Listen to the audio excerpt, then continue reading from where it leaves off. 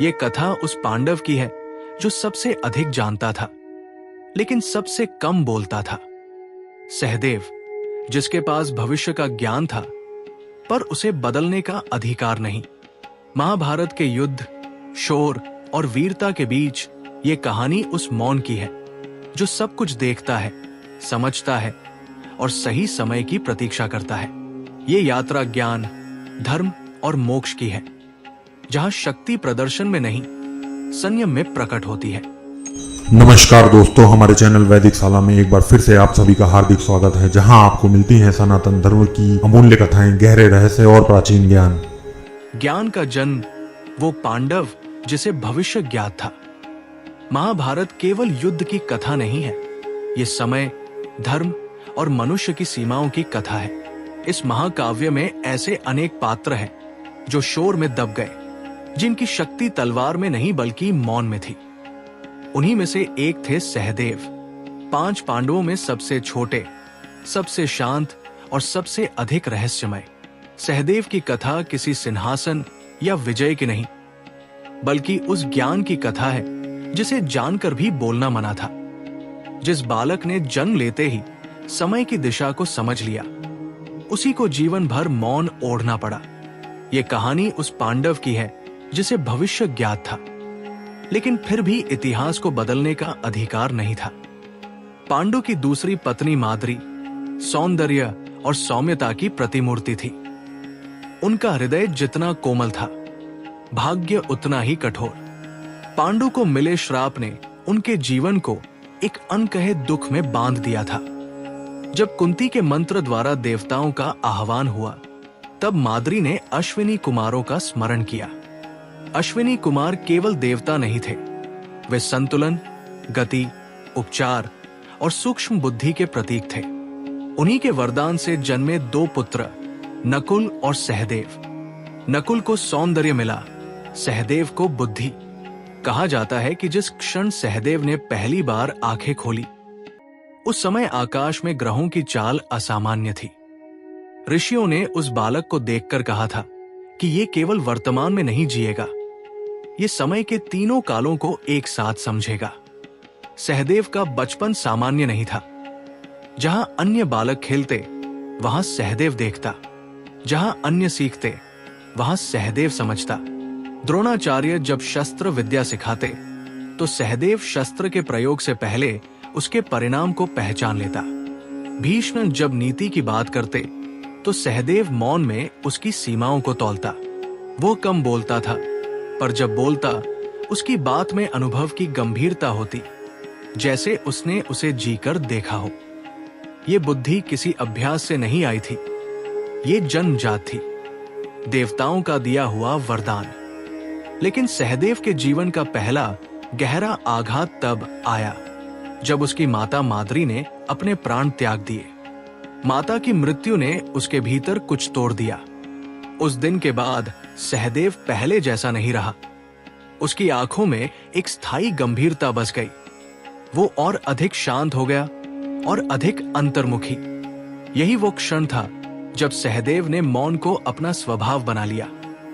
कुंती ने उसे स्नेह दिया, भाइयों ने उसे अपनाया, लेकिन सहदेव के भीतर एक खालीपन रह गया।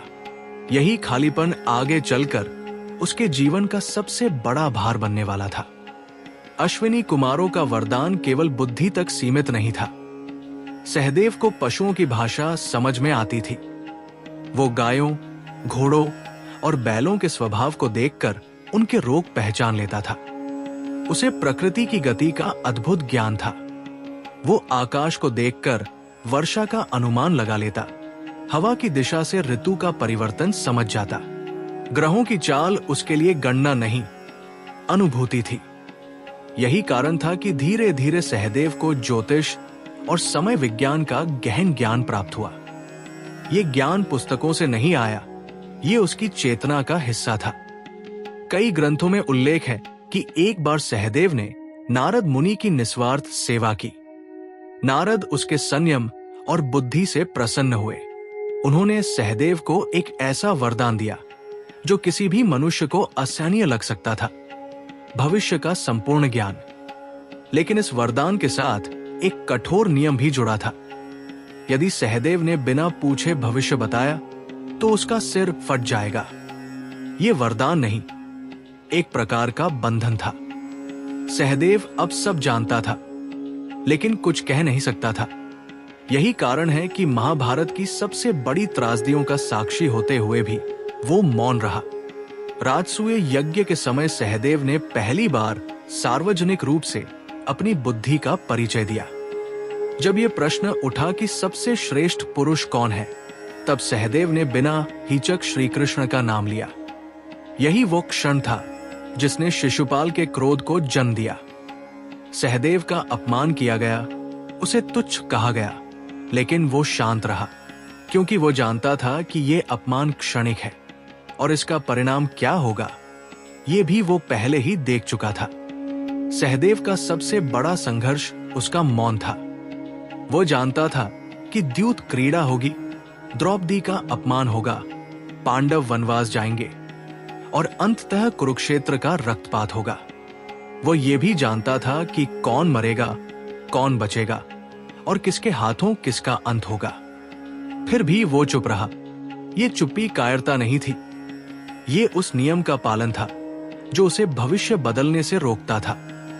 सहदेव जानता था कि कुछ घटनाएं नियति का हिस्सा होती हैं और उन्हें रोका नहीं जा सकता। 5 पांडवों में सहदेव सबसे कम चर्चित रहा, लेकिन सबसे अधिक जानने वाला वही था।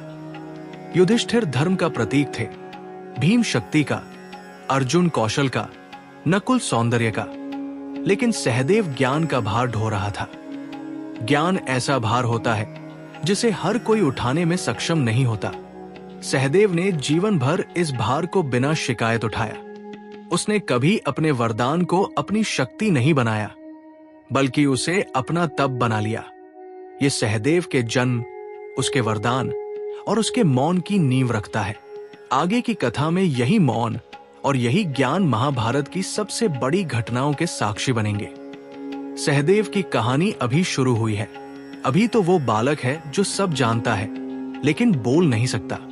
आगे वो पुरुष बनेगा जो युद्ध में उतरेगा, शपथ लेगा और अपने ज्ञान को एक ही वार में इतिहास में बदल देगा। लेकिन उस सबसे पहले ये समझना आवश्यक है कि सहदेव की सबसे बड़ी शक्ति उसका भविष्य ज्ञान नहीं, बल्कि उसका संयम था। द्यूत सभा का मौन, जब सहदेव ने सब जानते हुए भी कुछ नहीं कहा। द्यूत सभा महाभारत का वो क्षण है जहां धर्म पराजित नहीं हुआ, बल्कि मौन में जकड़ा गया। ये वो सभा थी जहां शब्दों से अधिक चुप्पी ने विनाश रचा। उसी सभा में एक ऐसा व्यक्ति भी बैठा था जो सब जानता था, हर पासे का गिरना, हर निर्णय का परिणाम, हर आंसू का कारण। वो व्यक्ति सहदेव था। जिस क्षण शकुनी ने द्यूत का प्रस्ताव रखा, उसी क्षण सहदेव के भीतर भविष्य जाग उठा। उसे दिख गया था कि ये खेल केवल राज्य का नहीं, स्त्री के सम्मान का होगा। ये केवल हार जीत का नहीं, पूरे युग के पतन का खेल होगा। लेकिन वो चुप रहा। सहदेव ने द्यूत सभा को आरंभ होने से पहले ही देख लिया था। उसने देखा था कि युधिष्ठिर अपने धर्म के बोझ तले निर्णय लेंगे। उसने देखा था कि शकुनी पासों के साथ नहीं, नियति के साथ खेलेगा। उसने देखा था कि द्रौपदी का अपमान केवल एक स्त्री का नहीं, पूरे समाज का अपमान बनेगा। लेकिन उस ज्ञान के साथ एक बंधन भी था। वो बिना पूछे कुछ नहीं कह सकता था और उससे किसी ने पूछा नहीं। शायद इसलिए कि सहदेव हमेशा मौन में रहता था। लोग भूल गए थे कि वो जानता है। जब युधिष्ठिर ने पहला पासा उठाया, सहदेव का हृदय कांप उठा। वो जानता था कि ये खेल युधिष्ठिर नहीं जीत सकते। वो ये भी जानता था कि युधिष्ठिर के लिए मना करना कठिन है, क्योंकि उनका धर्म उन्हें चुनौती स्वीकार करना सिखाता है। लेकिन ये धर्म नहीं, धर्म का छल था। सहदेव ने अपने बड़े भाई को देखा। उसकी आंखों में दुविधा थी, लेकिन दृढ़ता भी। सहदेव कुछ कहना चाहता था, लेकिन नियम ने उसके होंठ बंद कर दिए। यही उसका सबसे बड़ा युद्ध था, भीतर चल रहा युद्ध। द्यूत सभा में बैठे कौरव हंस रहे थे, विदुर चिंतित थे, भीष्म मौन थे, द्रोण असहाय थे। और सहदेव वो भविष्य का बोझ उठाए चुप बैठा था। उसने देखा कि कैसे एक एक करके सब कुछ दांव पर लगाया जा रहा है। पहले धन, फिर राज्य, फिर स्वयं को। हर बार सहदेव जानता था कि अगला दांव क्या होगा। उसे यह भी पता था कि यह खेल यही नहीं रुकेगा। जब युधिष्ठिर ने स्वयं को हार दिया, सहदेव की आंखें झुक गई। वो जानता था कि अगला दांव द्रौपदी होगी, और वही हुआ। द्रौपदी का नाम जब सभा में लिया गया, वो क्षण केवल द्यूत सभा का नहीं था, वो पूरे महाभारत का सबसे अंधकारमय क्षण था। सहदेव ने उस क्षण को वर्षों पहले देख लिया था। उसने देखा था कि ये अपमान एक आग बनेगा जो कुरुक्षेत्र को जला देगा। लेकिन वो चुप रहा, क्योंकि अगर वो बोलता तो उसका सिर फट जाता। ये केवल एक श्राप नहीं था, ये नियति की परीक्षा थी। सहदेव उस क्षण टूट गया, लेकिन बाहर से शांत रहा। यही उसकी त्रासदी थी। द्रौपदी के प्रश्न ने सभा को हिला दिया, लेकिन सहदेव को नहीं, क्योंकि वो पहले ही जानता था कि इस प्रश्न का उत्तर कोई नहीं देगा। भीष्म धर्म के जाल में उलझेंगे, द्रोण मौन साधेंगे, कर्ण अपमान करेगा, और अंततः कृष्ण का चमत्कार होगा। ये सब सहदेव के लिए नया नहीं था। नया केवल यह था कि वो इसे रोक नहीं सकता था। ज्ञान होने के बावजूद असहाय होना, यही सहदेव का जीवन था। जब पांडवों को वनवास मिला, सहदेव जानता था कि ये अंत नहीं, आरंभ है। उसने देखा था कि ये वनवास उन्हें तोड़ेगा नहीं, बल्कि गढ़ेगा। उसने ये भी देखा था कि ये अपमान युधिष्ठिर के भीतर पश्चाताप भरेगा, भीम के भीतर प्रतिशोध, अर्जुन के भीतर साधना, और द्रौपदी के भीतर अग्नि। सहदेव के भीतर क्या भरा? मौन, एक ऐसा मौन जो शब्दों से भारी था। वनवास के दौरान सहदेव अक्सर अकेला रहता। वो आकाश देखता, ग्रहों की चाल गिनता, और भविष्य को फिर से जीता। उसे पता था कि द्यूत सभा केवल एक अध्याय था, असली कथा अभी बाकी थी। वो ये भी जानता था कि एक दिन वही शकुनी जिसने पासों से ये विनाश रचा था, उसके हाथों मरेगा। लेकिन उस दिन तक सहदेव को धैर्य रखना था। ज्ञान का अर्थ केवल जानना नहीं होता, उसे सहन करना भी होता है। सहदेव का मौन द्यूत सभा में सबसे अधिक गूंजा, भले ही किसी ने उसे सुना नहीं। ये मौन ही था जिसने उसे अन्य सभी से अलग किया। जहां अन्य पांडव अपने दुख को शब्दों, क्रोध या आंसुओं में व्यक्त कर रहे थे, सहदेव अपने दुख को आत्मा में उतार रहा था। वो जानता था कि हर प्रश्न का उत्तर तत्काल नहीं दिया जाता, कुछ उत्तर समय मांगते हैं, और समय सहदेव का मित्र था। द्यूत सभा के बाद सहदेव पहले जैसा नहीं रहा। उसके भीतर ज्ञान और भी गहरा हो गया। अब वो केवल भविष्य देखता नहीं था, उसे स्वीकार भी करता था। उसने समझ लिया था कि नियति से युद्ध नहीं किया जाता, बल्कि सही क्षण की प्रतीक्षा की जाती है। यही कारण था कि उसने कभी अपने ज्ञान का घमंड नहीं किया। उसने कभी ये नहीं कहा कि वो जानता है, क्योंकि वो जानता था कि जानना और बदल पाना दो अलग बातें हैं। ये सहदेव के जीवन का सबसे पीड़ादायक अध्याय है। ये वो अध्याय है जहां उसकी शक्ति उसकी कमजोरी बन गई, जहां उसका वरदान उसका बंधन बन गया, जहां भविष्य का ज्ञान होते हुए भी वो वर्तमान में असहाय था। लेकिन यही असहायता आगे चलकर उसे वो धैर्य देगी जिससे वो इतिहास का सबसे निर्णायक वार करेगा। द्यूत सभा में सहदेव ने कुछ नहीं कहा, लेकिन उसी मौन ने यह सुनिश्चित कर दिया कि जब वो बोलेगा तो केवल एक बार बोलेगा, और वो एक बार पूरी दुनिया को बदल देगा। ये कहानी अभी आधी भी पूरी नहीं हुई है। आगे अज्ञातवास है, ग्रहों का विज्ञान है, युद्ध है, और वो क्षण है जब सहदेव का मौन टूटेगा। अज्ञातवास का रहस्य, जब सहदेव ने अपनी पहचान ही मिटा दी। अज्ञातवास केवल छिपने की कथा नहीं है, ये स्वयं से मिट जाने की कथा है। पांडवों के लिए ये समय परीक्षा का था, लेकिन सहदेव के लिए ये उससे भी आगे था। उसके लिए अज्ञातवास आत्मविसर्जन था। वो व्यक्ति जो स्वयं को जानता था, जिसे भविष्य ज्ञात था, अब उसे अपने अस्तित्व तक को छुपाना था। द्यूत सभा की पीड़ा अभी शेष थी और वनवास के वर्षों ने सहदेव को और भी भीतर की ओर मोड़ दिया था। वो जानता था कि अज्ञातवास केवल पहचान छुपाने का नहीं, बल्कि अहंकार त्यागने का समय है, और सहदेव ने इसे पूर्ण रूप से स्वीकार किया। जब पांडव विराट नगर पहुंचे, सहदेव ने पहले ही देख लिया था कि कौन किस रूप में रहेगा, किसका रहस्य कब तक सुरक्षित रहेगा और कहां खतरा उत्पन्न होगा। उसने देखा था कि एक छोटी सी चूक पूरे प्रयास को नष्ट कर सकती है। इसी कारण उसने अपने लिए सबसे साधारण, सबसे तुच्छ समझा जाने वाला कार्य चुना।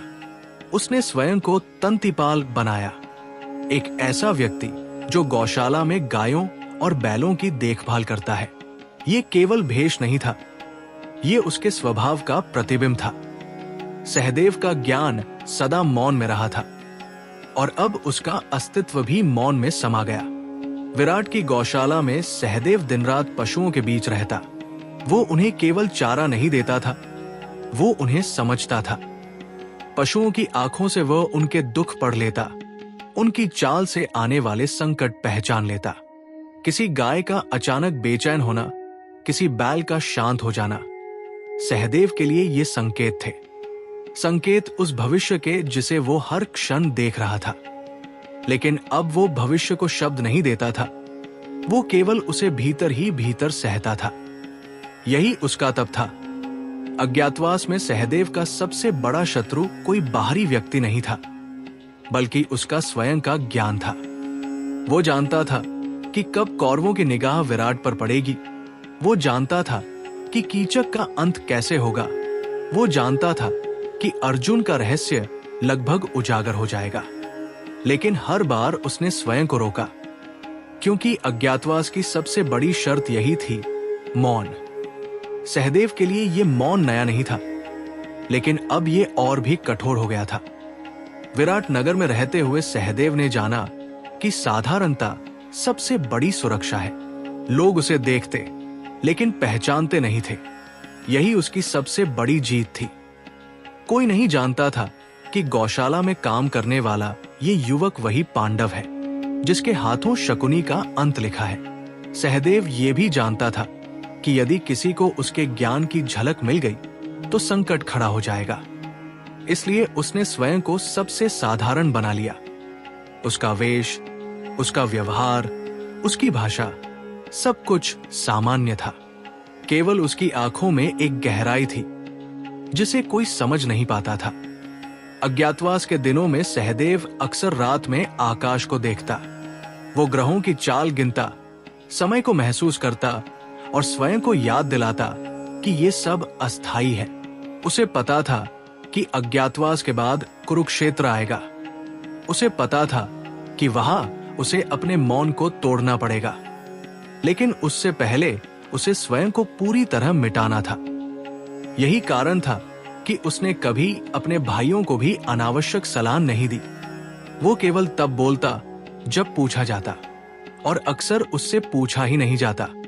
गौशाला में काम करते हुए सहदेव ने सीखा कि शक्ति दिखाने में नहीं, छुपाने में भी होती है।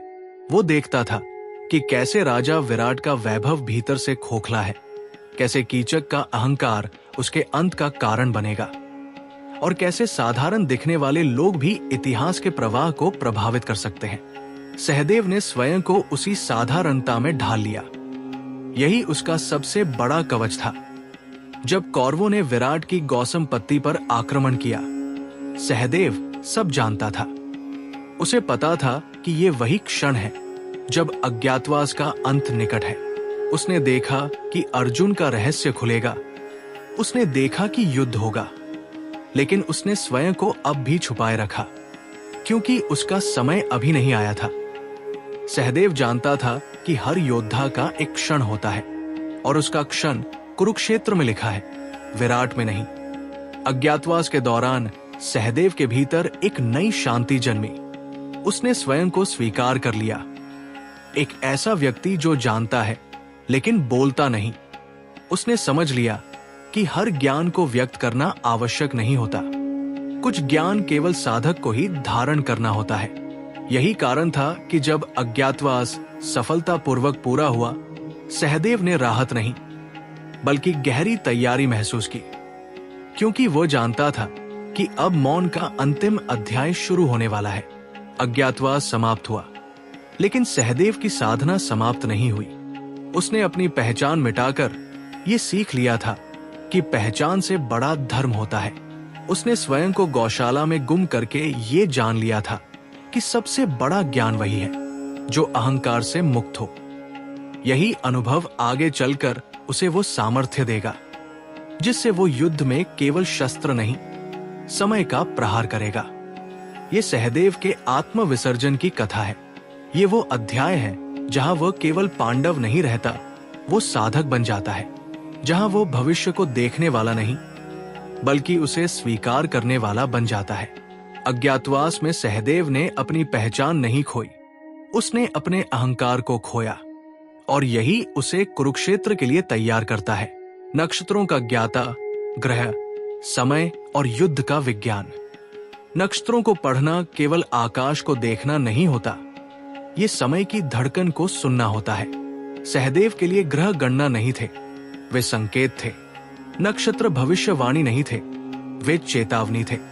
और समय कोई रेखा नहीं था, वो एक जीवित प्रवाह था जिसमें युद्ध, धर्म और मनुष्य बहते थे। अज्ञातवास के बाद सहदेव ने स्वयं को और अधिक भीतर की ओर मोड़ा। उसने समझ लिया था कि आने वाला समय केवल शौर्य से नहीं बल्कि सही क्षण की पहचान से तय होगा। वो जानता था कि कुरुक्षेत्र में तलवारें चलेंगी, पर परिणाम उन क्षणों से जन्म लेंगे जिनका निर्धारण आकाश में पहले ही हो चुका है। इसलिए उसने युद्ध की तैयारी शस्त्रों से नहीं, समय के विज्ञान से की। सहदेव ने ग्रहों की चाल को मनुष्यों की प्रवृत्ति से जोड़कर देखा। उसे ज्ञात था कि जब शनि की दृष्टि कठोर होती है तब निर्णयों में जड़ता आती है, जब मंगल उग्र होता है तब रक्त बहता है, और जब बृहस्पति दुर्बल पड़ता है तब धर्म प्रश्नों में उलझता है। वो ये भी जानता था कि हर ग्रह का प्रभाव स्थायी नहीं होता और हर संकट का एक क्षण होता है जब उसे मोड़ा जा सकता है। यही कारण था कि सहदेव युद्ध को एक दिन की घटना नहीं मानता था बल्कि वर्षों की तैयारी का परिणाम समझता था। उसके लिए हर सुबह, हर संध्या, हर नक्षत्र परिवर्तन एक संकेत था कि समय किस ओर बढ़ रहा है। पांडवों के शिविर में सहदेव कम बोलता था, लेकिन जब बोलता तो उसके शब्दों में निश्चितता होती। वो किसी को डराता नहीं था, नहीं आश्वासन देता था। वो केवल बताता था कि समय क्या कह रहा है। युधिष्ठिर उसके शब्दों में धर्म की गूंज सुनते, अर्जुन रणनीति, भीम संयम और नकुल संतुलन। सहदेव ने कभी ये दावा नहीं किया कि वो भविष्य बदल सकता है। वो केवल ये मानता था कि सही समय पर सही निर्णय से विनाश की तीव्रता को घटाया जा सकता है। यही उसका युद्ध विज्ञान था। कुरुक्षेत्र के निकट आते आते सहदेव ने आकाश में असामान्य संकेत देखे। ग्रहों की चाल बता रही थी कि ये युद्ध केवल दो पक्षों का नहीं होगा, ये युग परिवर्तन का युद्ध होगा। उसने ये भी देखा कि बहुत से वीर अपने शौर्य के बावजूद समय के विरुद्ध खड़े होंगे और पराजित होंगे। सहदेव के लिए यह जानना सबसे कठिन था कि वो ये भी जानता था कि कौन सा दिन किसके लिए अंतिम होगा। लेकिन उसने इस ज्ञान को अपने भीतर ही रखा, क्योंकि वो समझ चुका था कि भय और ज्ञान साथ साथ नहीं चल सकते। यदि उसने सब बता दिया तो साहस टूट जाएगा। सहदेव का विज्ञान केवल आकाश तक सीमित नहीं था, वो मनुष्य के मन को भी पढ़ता था। वो जानता था कि युद्ध से पहले अहंकार कैसे बोलता है, भय कैसे छुपता है और धर्म कैसे प्रश्न बनकर उभरता है। उसने देखा कि कौरवों की ओर ग्रहों का झुकाव धीरे धीरे कठोर होता जा रहा है और पांडवों की ओर धैर्य का संचार हो रहा है। ये अंतर शस्त्रों में नहीं, समय की दिशा में था।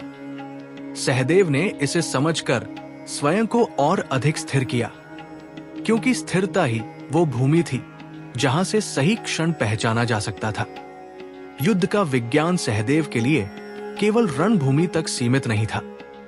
वो जानता था कि युद्ध का सबसे पहला वार मन में होता है, इसलिए उसने स्वयं को भय, क्रोध और अधीरता से मुक्त रखा। वो समझता था कि जो व्यक्ति समय को समझता है वो जल्दबाजी नहीं करता। यही कारण था कि उसने कभी अपने ज्ञान को प्रदर्शन नहीं बनाया। उसने इसे साधना की तरह जिया। हर रात वो नक्षत्रों को देखता, हर भोर वो समय को परखता और हर दिन वो स्वयं को नियंत्रित करता। जब सेनाएं आमने सामने खड़ी हुई, सहदेव ने आकाश में देखा कि कुछ नक्षत्र अपने स्थान से हटे हुए प्रतीत हो रहे हैं। ये संकेत था कि असाधारण घटित होने वाला है। उसने ये भी देखा कि युद्ध के कुछ दिन ऐसे होंगे जब निर्णय अचानक बदलेंगे और कुछ दिन ऐसे होंगे जब प्रतीक्षा ही सबसे बड़ी रणनीति होगी। सहदेव ने इस ज्ञान को अपने भीतर रखा, क्योंकि वो जानता था कि हर योद्धा समय का भार नहीं उठा सकता। ये भार उसने स्वयं उठाने का निर्णय लिया। सहदेव के लिए ग्रह केवल शुभ अशुभ के संकेत नहीं थे, वे कारण और परिणाम की श्रृंखला थे। वो समझता था कि जब कोई राजा अधर्म करता है तो आकाश मौन नहीं रहता। जब कोई योद्धा अहंकार में डूबता है तो समय उसकी परीक्षा लेता है। यही कारण था कि सहदेव ने युद्ध को धर्म की कसौटी माना। वो जानता था कि जो इस कसौटी पर खरा उतरेगा वही समय के साथ बचेगा। पांडवों के बीच सहदेव का स्थान अनोखा था। वो सलाहकार भी था और साधक भी। उसने कभी किसी को ये नहीं कहा कि कौन जीतेगा। उसने केवल ये कहा कि किस दिन धैर्य रखना है और किस दिन सजग रहना है। ये सूक्ष्म अंतर ही उसकी विद्या का सार था, क्योंकि जीत और हार का ज्ञान भय पैदा करता है, लेकिन समय की समझ साहस देती है। जैसे जैसे युद्ध निकट आया, सहदेव ने स्वयं को और अधिक मौन में समेट लिया। वो जानता था कि उसका समय आने वाला है, लेकिन उससे पहले उसे अपने ज्ञान को अंतिम बार परखना था। उसने देखा कि कुछ वध ऐसे होंगे जिनका भार युगों तक उठाया जाएगा और कुछ ऐसे होंगे जो धर्म की स्थापना करेंगे। सहदेव ये भी जानता था कि उसका एक वार केवल शत्रु का अंत नहीं करेगा, बल्कि उस छल का भी अंत करेगा जिसने इस युद्ध को जन्म दिया था। नक्षत्रों का ज्ञाता होना सहदेव के लिए गौरव नहीं, जिम्मेदारी थी। ये जिम्मेदारी उसे हर क्षण याद दिलाती थी कि वो केवल एक योद्धा नहीं, समय का साक्षी भी है। उसने स्वयं को इस साक्ष्य के योग्य बनाने के लिए संयम, धैर्य और मौन को अपना अस्त्र बनाया। यही कारण था कि जब अन्य योद्धा अपनी शक्ति पर भरोसा कर रहे थे, सहदेव समय पर भरोसा कर रहा था। ये सहदेव के ज्ञान की पराकाष्ठा को दर्शाता है। यहाँ वह केवल भविष्य देखने वाला नहीं रहता, वो युद्ध के विज्ञान को समझने वाला बन जाता है। ग्रह, नक्षत्र और समय उसके लिए शत्रु या मित्र नहीं, मार्गदर्शक बन जाते हैं। यही समझ उसे उस क्षण तक ले जाएगी जब वो अपने ज्ञान को एक निर्णायक कर्म में बदल देगा।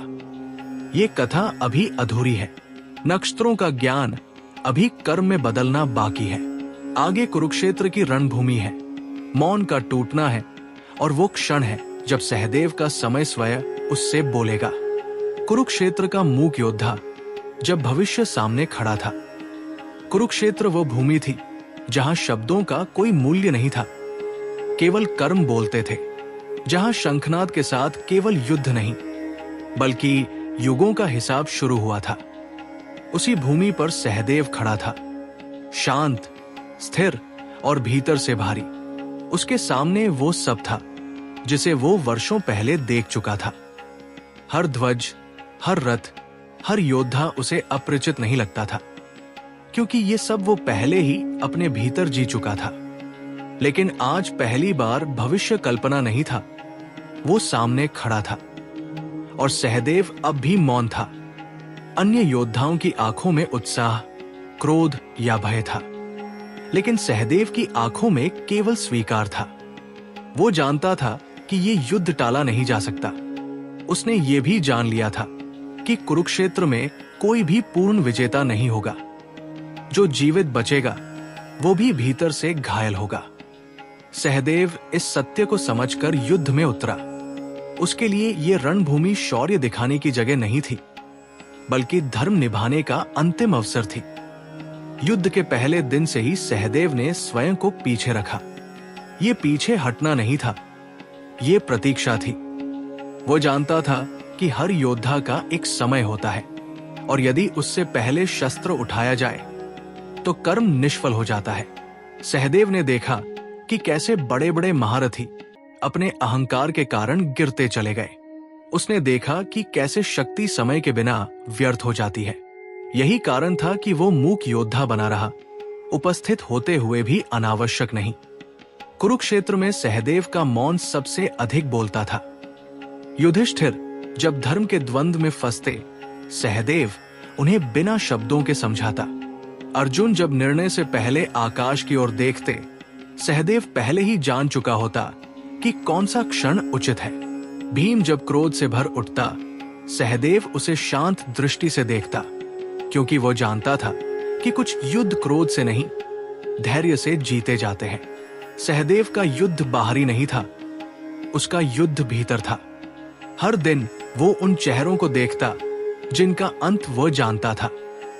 हर दिन वो उन रथों को देखता जिनका ध्वज सूर्यास्त से पहले गिर जाएगा। ये ज्ञान उसे कठोर नहीं बनाता था, बल्कि और अधिक करुणामय बनाता था। वो हर बार सोच समझ कर करता, क्योंकि वो जानता था कि हर मृत्यु केवल एक शरीर का अंत नहीं, बल्कि अनेक संबंधों का विघटन है।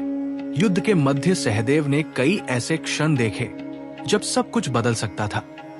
उसने देखा कि यदि कुछ निर्णय अलग होते तो इतिहास की दिशा बदल सकती थी, लेकिन वो ये भी जानता था कि इतिहास केवल इच्छा से नहीं बदलता, उसके लिए समय का साथ आवश्यक होता है। यही कारण था कि उसने स्वयं को समय के विरुद्ध नहीं, समय के साथ चलने दिया। कुरुक्षेत्र में सहदेव की उपस्थिति छाया की तरह थी। वो हर जगह था, लेकिन ध्यान का केंद्र नहीं। यही उसकी रणनीति थी।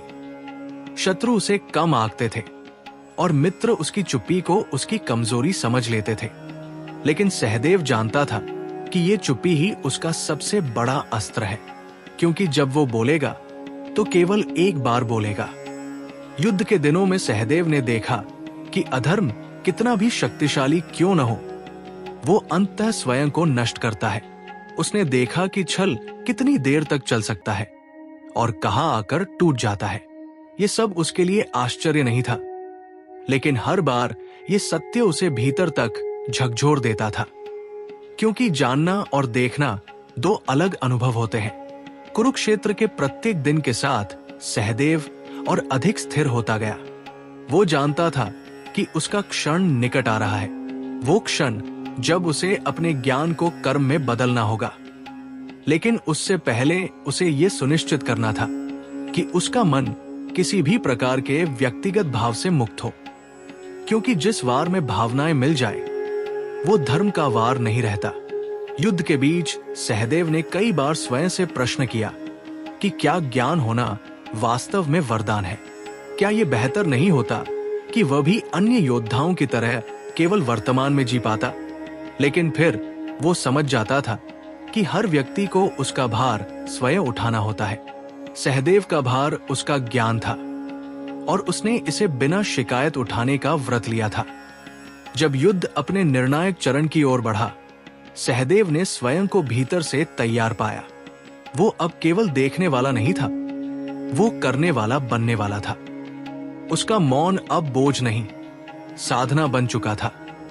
उसने अपने भीतर से भय को पूरी तरह निकाल दिया था, क्योंकि भय अज्ञान से आता है और सहदेव के लिए अज्ञान अब शेष नहीं था। कुरुक्षेत्र में सहदेव मूक योद्धा था, लेकिन उसका मौन इतिहास लिख रहा था। वो जानता था कि कुछ ही समय में वो कार्य करेगा जिसके लिए उसने वर्षों तक प्रतीक्षा की है। वो कार्य केवल एक वध नहीं होगा, वो उस छल का अंत होगा जिसने इस युद्ध को जन्म दिया। और उस क्षण के बाद सहदेव फिर से मौन में लौट आएगा, क्योंकि उसका धर्म केवल एक बार मांगता था, शब्द नहीं। ये सहदेव की सबसे गहरी परीक्षा को दर्शाता है। यहाँ वो ज्ञान और कर्म के बीच खड़ा है, यहाँ भविष्य उसके सामने है और उसे अब उससे भागना नहीं है। आगे वो क्षण है जब सहदेव का मौन टूटेगा और इतिहास उसका नाम केवल एक योद्धा के रूप में नहीं बल्कि समय के निर्णायक के रूप में याद करेगा। शकुनी वध, उस एक वार का इतिहास जो सहदेव ने वर्षों पहले देख लिया था। कुरुक्षेत्र के युद्ध में असंख्य वध हुए, पर उनमें से कुछ वध केवल शत्रु का अंत नहीं थे, वे एक युग के छल का अंत थे। शकुनी का वध ऐसा ही एक क्षण था। यह कोई आकस्मिक युद्ध नहीं था, यह वर्षों पहले लिखा गया एक निर्णय था जिसे सहदेव ने बहुत पहले देख लिया था, समझ लिया था और अपने भीतर सुरक्षित रख लिया था। द्यूत सभा से लेकर कुरुक्षेत्र तक फैले इस युद्ध का वास्तविक सूत्रधार कोई और नहीं बल्कि वही व्यक्ति था जिसने पासों के माध्यम से धर्म को अपमानित किया था। सहदेव जानता था कि जब तक शकुनी जीवित रहेगा तब तक इस युद्ध का उद्देश्य पूर्ण नहीं होगा। सहदेव के लिए शकुनी केवल एक शत्रु नहीं था, वो उस छल का प्रतीक था जिसने धर्म को खेल बना दिया था। सहदेव ने द्यूत सभा में शकुनी को देखा था। उसकी आंखों की चमक, उसकी हंसी और उसकी चालों के पीछे छिपी विकृत बुद्धि को वो उसी दिन पहचान गया था। उसी दिन सहदेव ने अपने भीतर ये स्वीकार कर लिया था कि इस व्यक्ति का अंत उसके हाथों होगा। ये कोई प्रतिज्ञा नहीं थी जिसे उसने शब्दों में बांधा हो, ये एक आंतरिक सत्य था जिसे उसने समय के साथ बहने दिया। युद्ध के दिनों में सहदेव ने कई बार शकुनी को रणभूमि में देखा। उसने देखा कि कैसे शकुनी स्वयं युद्ध में उतना सक्षम नहीं था जितना वह दूसरों को उकसाने में था। वो सीधे वार नहीं करता था, वो दूसरों के हाथों से वार करवाता था। सहदेव जानता था कि ऐसे व्यक्ति का अंत भी उसी के अनुरूप होगा, नाटकीय नहीं लेकिन निर्णायक। यही कारण था कि उसने शकुनी को मारने की जल्दबाजी नहीं की, क्योंकि वो जानता था कि गलत समय पर किया गया सही कर्म भी अधूरा रह जाता है। जिस दिन शकुनी का वध होना था उस दिन सहदेव ने आकाश में वही संकेत देखे जिन्हें वो वर्षों पहले पहचान चुका था। ग्रहों की चाल स्थिर थी, समय जैसे रुका हुआ था। सहदेव के भीतर कोई उथल पुथल नहीं थी, न क्रोध, न प्रतिशोध, न उत्साह, केवल शांति थी। ये वही शांति थी जो किसी साधक को अंतिम साधना से पहले मिलती है। सहदेव जानता था कि आज उसका मौन टूटेगा, लेकिन केवल एक बार। रणभूमि में जब सहदेव और शकुनी आमने सामने आए तो ये केवल दो योद्धाओं का सामना नहीं था, ये सत्य और छल का, संयम और कुटिलता का, समय और अवसरवाद का सामना था। शकुनी ने सहदेव को कम आंका। उसने सोचा कि ये वही शांत पांडव है जो हमेशा पीछे रहता है, जो केवल देखता है। यही उसकी अंतिम भूल थी। सहदेव ने कभी अपनी शक्ति का प्रदर्शन नहीं किया था क्योंकि उसे इसकी आवश्यकता नहीं थी। आज भी उसने कोई चुनौती नहीं दी, कोई घोषणा नहीं की। उसने केवल अपने अस्त्र को उठाया। शकुनी के पास शब्द थे, ताने थे, हंसी थी।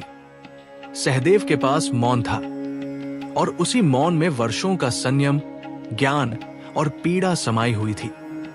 जब सहदेव ने वार किया, वो वार केवल शस्त्र का नहीं था, वो वार द्यूत सभा की गूंज, द्रौपदी के आंसू, युधिष्ठिर की विवशता और पूरे आर्यावर्त के अपमान का उत्तर था। वो एक ही वार था क्योंकि सहदेव को अधिक की आवश्यकता नहीं थी। शकुनी का अंत अचानक था, लेकिन अप्रत्याशित नहीं। सहदेव के लिए यह क्षण किसी विजय उत्सव जैसा नहीं था। उसने न गर्व महसूस किया, न संतोष। उसने केवल एक बोझ को अपने भीतर से उतरते हुए महसूस किया, वो बोझ जो उसने द्यूत सभा के दिन से ढोया था। सहदेव जानता था कि इस वध के साथ युद्ध समाप्त नहीं होगा, लेकिन इसका उद्देश्य स्पष्ट हो जाएगा, क्योंकि छल का अंत हुए बिना धर्म की स्थापना संभव नहीं थी। शकुनी के गिरते ही सहदेव के भीतर एक अजीब सी शांति फैल गई। ये शांति किसी प्रतिशोध की तृप्ति नहीं थी, ये कर्तव्य पूर्ण होने की अनुभूति थी। उसने देखा कि आकाश में ग्रहों की चाल फिर से चलायमान हो गई है, जैसे समय ने आगे बढ़ने की अनुमति दे दी हो। सहदेव समझ गया कि उसका कार्य पूर्ण हो चुका है। अब उसका ज्ञान फिर से मौन में लौट सकता है। इस वध के बाद सहदेव ने स्वयं को युद्ध के केंद्र से फिर से अलग कर लिया। उसका उद्देश्य पूरा हो चुका था। उसने वही किया था जो समय ने उससे मांगा था, उससे अधिक नहीं। यही सहदेव की विशेषता थी। वो कभी आवश्यकता से अधिक नहीं करता था, क्योंकि वो जानता था कि अति हर धर्म को अधर्म बना देती है। शकुनी का वध सहदेव के जीवन का सबसे निर्णायक क्षण था, लेकिन ये उसका अंत नहीं था। ये केवल उस कथा का समापन था जो द्यूत सभा से शुरू हुई थी। सहदेव ने वर्षों पहले इस क्षण को देखा था, लेकिन जब वो आया तो भी वो उसे वर्तमान की तरह ही जिया। यही उसकी महानता थी। वो भविष्य में जीता नहीं था, वो केवल उसे जानता था। इस वध के बाद सहदेव फिर से वही शांत, स्थिर पांडव बन गया। न उसने अपने पराक्रम का ढिंढोरा पीटा, न उसने अपने ज्ञान का उल्लेख किया, क्योंकि वो जानता था कि इतिहास शोर से नहीं, कर्म से लिखा जाता है, और उसका कर्म एक ही वार में पूर्ण हो चुका था। ये सहदेव की कथा का वो बिंदु है जहां ज्ञान और कर्म एक हो जाते हैं, जहां वर्षों का मौन एक क्षण में टूटता है और फिर सदा के लिए शांत हो जाता है। आगे अब कोई प्रतिज्ञा नहीं, कोई प्रतीक्षा नहीं। आगे केवल समापन है उस जीवन का जिसने ज्ञान को तब बना लिया था।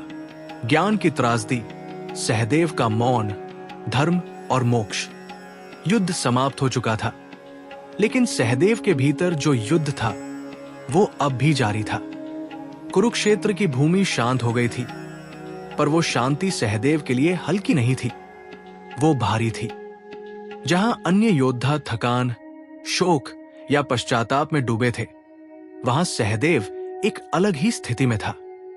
उसका मौन अब किसी नियम या श्राप का परिणाम नहीं था, वो उसकी स्वाभाविक अवस्था बन चुका था।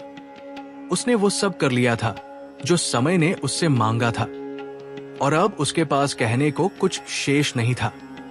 ज्ञान, जिसने जीवन भर उसे भीतर से बांधे रखा था, अब धीरे धीरे विरक्ति में बदल रहा था। सहदेव जानता था कि ज्ञान जितना ऊंचा होता है, उसकी कीमत उतनी ही अधिक होती है। उसने जीवन भर भविष्य को देखा, पर वर्तमान में जीने का अधिकार खो दिया। उसने ये भी देखा कि लोग उसे समझ नहीं पाए, और शायद कभी समझ भी नहीं पाएंगे, क्योंकि जो व्यक्ति सब कुछ जानता हो, उसके दुख को शब्दों में बांधना असंभव होता है। सहदेव का दुख किसी एक घटना से नहीं जुड़ा था, वो उस निरंतर साक्षी भाव से जुड़ा था, जिसमें मनुष्य स्वयं को समय के सामने छोटा अनुभव करता है। युधिष्ठिर के राज्याभिषेक के बाद सहदेव ने स्वयं को सत्ता से और भी दूर कर लिया। उसे न पद की इच्छा थी, न प्रशंसा की। वो जानता था कि राज्य चलाना भी एक प्रकार का युद्ध है, और उसमें भी समय की समझ चाहिए। लेकिन अब उसकी भूमिका वहां नहीं थी। उसका कार्य पूरा हो चुका था। उसने अपने ज्ञान को युद्ध में धर्म की ओर झुकाया था। अब उसे भीतर की शांति में बदलना था। सहदेव के लिए धर्म कोई ग्रंथ नहीं था, वो संतुलन था। उसने देखा था कि कैसे धर्म के नाम पर अधर्म हुआ, और कैसे मौन के भीतर भी धर्म जीवित रहा। द्यूत सभा में उसने मौन चुना, क्योंकि वही उस क्षण का धर्म था। कुरुक्षेत्र में उसने वार चुना, क्योंकि वही उस क्षण का धर्म था। और अब युद्ध के बाद उसने विरक्ति चुनी, क्योंकि वही समय का धर्म था। सहदेव का जीवन ये सिखाता है कि धर्म स्थिर नहीं होता, वो समय के साथ अपना रूप बदलता है। ज्ञान की सबसे बड़ी त्रासदी ये होती है कि वो अकेला कर देता है। सहदेव ने ये अकेलापन जीवन भर जिया। भाइयों के बीच रहते हुए भी वो भीतर से अलग था। ये अलगाव घमंड का नहीं था, ये बोझ का था। वो जानता था कि कुछ सत्य ऐसे होते हैं जिन्हें साझा नहीं किया जा सकता। यही कारण था कि उसने अपने ज्ञान को कभी पहचान नहीं बनाया। उसने उसे साधना बनाया, तब बनाया, और अंततः उसे त्याग की ओर ले गया। जब पांडव हिमालय की ओर अंतिम यात्रा पर निकले, सहदेव सबसे शांत था। उसके भीतर न भय था, न उत्सुकता। वह जानता था कि ये यात्रा अंत नहीं, मुक्ति है। उसने अपने जीवन को पीछे मुड़कर नहीं देखा, क्योंकि वो उसे पहले ही देख चुका था। उसके लिए जीवन स्मृति नहीं था, अनुभव था, और वो अनुभव अब पूर्ण हो चुका था। सहदेव का पतन सबसे शांत था। उसमें कोई नाटकीयता नहीं थी, कोई आक्रोश नहीं था, जैसे वो समय से धीरे धीरे विलीन हो गया हो। उसके लिए ये मृत्यु नहीं थी, ये मौन में प्रवेश था। वो मौन जो उसने जीवन भर जिया था, अब उसका अंतिम आश्रय बन गया। यही उसका मोक्ष था। न स्वर्ग की कामना, न कीर्ति की इच्छा, केवल शांति। सहदेव की कथा ये सिखाती है कि हर महानता गर्जना में नहीं होती, कुछ महानताएं मौन में होती हैं। वो पांडव जिसने भविष्य देखा, इतिहास में सबसे कम बोला गया, लेकिन सबसे गहरे स्तर पर उपस्थित रहा। उसका योगदान युद्ध जीतने से अधिक युद्ध को सही दिशा देने में था। उसने तलवार से कम, समय से अधिक युद्ध किया। महाभारत के शोर में सहदेव की आवाज दब गई, लेकिन उसका मौन आज भी गूंजता है। वो उन लोगों के लिए आदर्श है जो जानते हैं लेकिन दिखाते नहीं, जो समझते हैं लेकिन थोपते नहीं, जो शक्ति रखते हैं लेकिन उसे संयम में बांधते हैं। सहदेव ये प्रमाण है कि ज्ञान यदि अहंकार से मुक्त हो जाए तो वो मोक्ष का मार्ग बन जाता है। ये कथा यहीं समाप्त होती है, लेकिन सहदेव का अर्थ समाप्त नहीं होता। वो हर उस व्यक्ति में जीवित है जो सही समय की प्रतीक्षा करता है, जो मौन को कमजोरी नहीं समझता और जो जानता है कि हर प्रश्न का उत्तर शब्द नहीं होता, कुछ उत्तर केवल जीवन बनकर जिए जाते हैं। यही सहदेव था, ज्ञान का वाहक, मौन का साधक और अंत मुक्त आत्मा। यही सहदेव की कथा पूर्ण होती है, लेकिन उसका संदेश यही समाप्त नहीं होता। ये कहानी हमें याद दिलाती है कि हर महान व्यक्ति शोर नहीं करता, कुछ महानताएं मौन में आकार लेती है। सहदेव का जीवन ये सिखाता है कि सच्चा ज्ञान अहंकार से नहीं, संयम से चमकता है। और जब कर्म सही समय पर, बिना द्वेष और बिना दिखावे के किया जाए, तो वही धर्म बनता है और वही मोक्ष का मार्ग खोलता है। यदि इस यात्रा ने आपको सोचने पर मजबूर किया हो, यदि सहदेव का मौन आपके भीतर कहीं गूंजा हो, तो इस कथा का उद्देश्य पूर्ण हुआ। अगर ये वीडियो आपको पसंद आई हो तो इसे लाइक करें, अपने विचार कमेंट में साझा करें, इसे अधिक से अधिक लोगों तक शेयर करें। और ऐसी ही गहन पौराणिक कथाओं के लिए हमारे चैनल को सब्सक्राइब करना न भूलें। आपका एक छोटा सा समर्थन ऐसी कहानियों को आगे तक पहुंचाने की शक्ति बनता है।